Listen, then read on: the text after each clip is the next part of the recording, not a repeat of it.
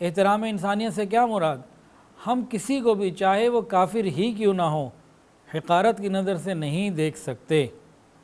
قرآن مجید میں بعض چیزیں اللہ رب العزت نے ایسی بتائی ہیں جس میں یہ نہیں کہا کہ صرف مسلمان انسان، ایک تو یہ آیت، اور سنیے وَلَا تُصَعِّرْ خَدَّكَ لِلنَّاسِ، لوگوں سے بات کرتے ہوئے چہرے کے اوپر تیوریاں مت چڑھایا کرو، اچھے انداز سے بات کرو، مسکراتے چہرے کے ساتھ بات کرو۔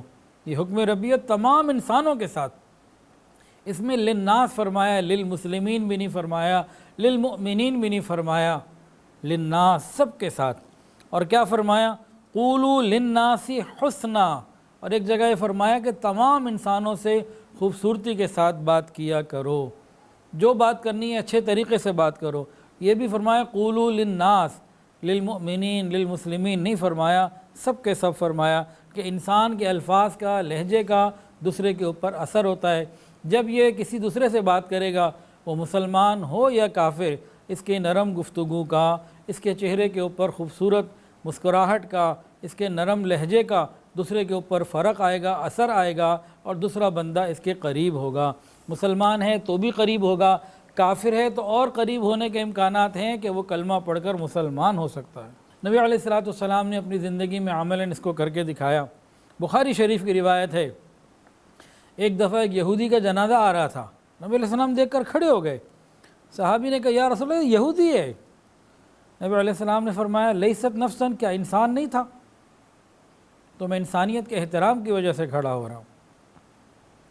ایک دفعہ کفار مکہ پہ قحط آ گیا، کفار مکہ کے اوپر قحط آ گیا، بھوک سے اتنے بلبلائے، اتنے پریشان ہوئے کہ چمڑا کھانے پر مجبور ہو گئے، بڑے پریشان حال۔ پھر ان لوگوں نے کیا کیا؟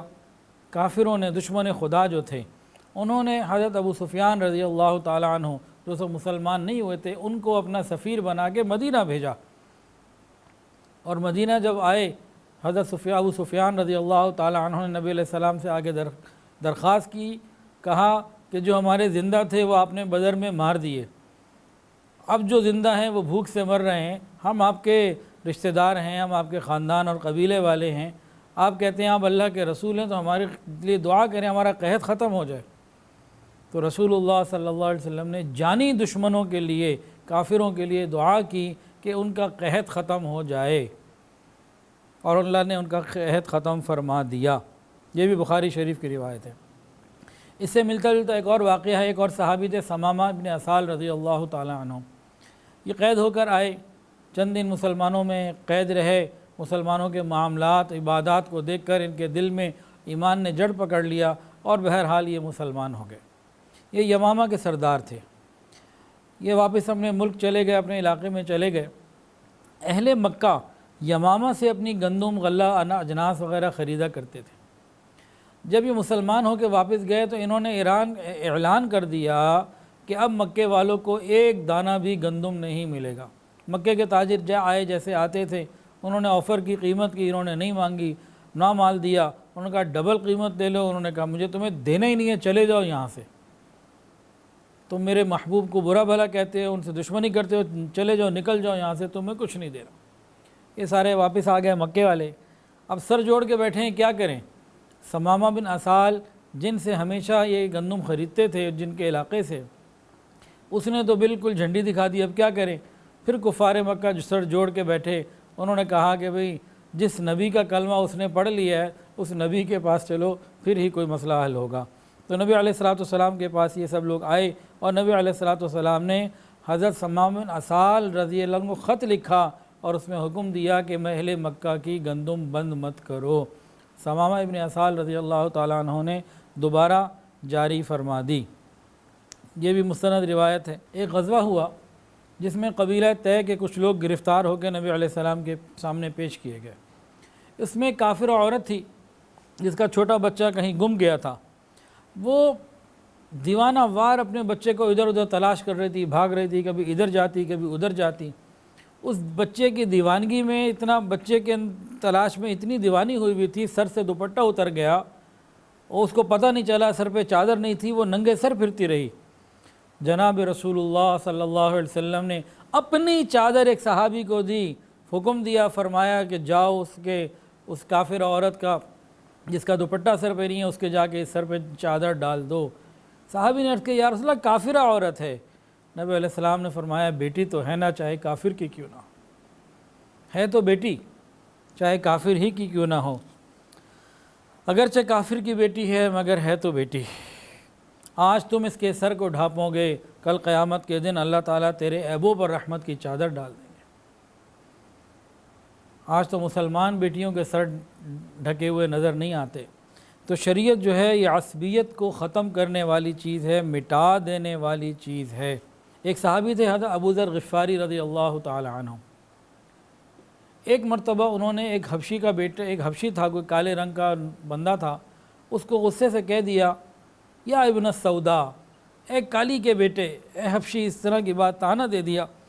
جب نبی علیہ السلام کو پتہ لگا تو فرمایا کہ ابو ذر تمہاری اس بات سے عصبیت کی بو آتی ہے، تم نے کیسی بات کر دی، ایسا نہیں کہنا چاہیے تھا۔ حضرت ابو ذر غفاری رضی اللہ تعالیٰ عنہ کو جب یہ خیال آیا کہ مجھ سے غلطی ہو گئی تو سوچتے رہے کہ اوہو یہ تو بہت بڑی غلطی ہو گئی۔ اس کے بعد انہوں نے صحابی ہونے کا حق ادا کیا، زمین پر لیٹ گئے اور اپنے رخسار کو زمین پہ رکھا اور اس حبشی سے کہا کہ اب تم بدلے میں اپنا پاؤں میرے رخسار کے اوپر رکھو۔ زمین کے اوپر اپنا ایک رخسار رکھ دیا اور دوسرے کے اوپر ان کا پاؤں رکھوایا کہ تم اس طرح سے کرو تو پھر میں اپنے آپ کو جو ہے یہ سزا دینا چاہتا ہوں، اور باقاعدہ پریکٹیکلی انہوں نے یہ کروایا۔ اللہ تعالی ہمیں عصبیت سے بھی محفوظ رکھے۔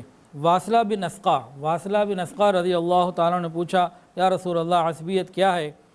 نبی علیہ السلام نے فرمایا عصبیت یہ ہے کہ تو ظلم پر اپنی قوم کی حمایت کرے۔ معلوم ہے کہ میرا یہ دوست، میرا یہ رشتہ دار، میرا یہ بھائی، میرا یہ تعلق والا، میرا یہ قبیلے والا، میری یہ زبان والا، میرے یہ علاقے والا غلطی پر ہے، ظلم پر ہے، پھر بھی اس کی حمایت صرف اس وجہ سے کرنا کہ یہ میری پارٹی کا ہے، یہ عصبیت ہے۔ اور اس کو نبی علیہ السلام نے فرمایا کہ اس کا ہم سے کوئی تعلق نہیں۔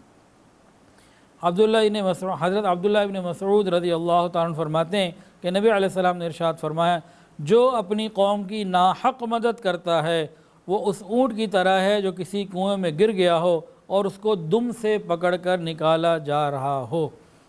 یعنی شریعت میں ایسے شخص کی کوئی عزت نہیں۔ اللہ تعالی ہمیں جاہلیت سے محفوظ فرمائے اور عصبیت سے محفوظ فرمائے۔ تاہم اپنے خاندان سے، اپنی قوم سے اور اپنے وطن سے محبت کرنا یہ عصبیت نہیں ہے۔ اپنے ملک سے محبت کرنا یہ عصبیت نہیں ہے۔ عصبیت یہ ہے کہ کسی کی ناجائز فیور کی جائے اس بنیاد پر کہ وہ میری قوم کا ہے۔ ایک مرتبہ ایک شخص نے نبی علیہ السلام سے پوچھا کہ آدمی اپنی قوم سے محبت کرے تو کیا عصبیت میں داخل ہے؟ تو حضور صلی اللہ علیہ وسلم نے ارشاد فرمایا کہ نہیں، عصبیت تو یہ ہے کہ کوئی شخص اپنی قوم کی حمایت کرے حالانکہ وہ قوم ظلم کر رہی ہو، یہ عصبیت ہے۔ علامہ اقبال نے کیا خوب ارشاد فرمایا ہے، یوں تو سید بھی ہو، مرزا بھی ہو، افغان بھی ہو، یوں تو سید بھی ہو، مرزا بھی ہو، افغان بھی ہو، تم سبھی کچھ ہو، بتاؤ تو مسلمان بھی ہو۔ فرقہ بندی ہے اور کہیں ذاتیں ہیں، کیا زمانے میں پنپنے کی یہی باتیں ہیں؟ ویڈیو کے نیچے سبسکرائب کے بٹن پہ کلک کریں، بیل کے آئیکن پہ کلک کیجئے تاکہ ہر نئی ویڈیو کی نوٹیفیکیشن آپ کو مل جائے۔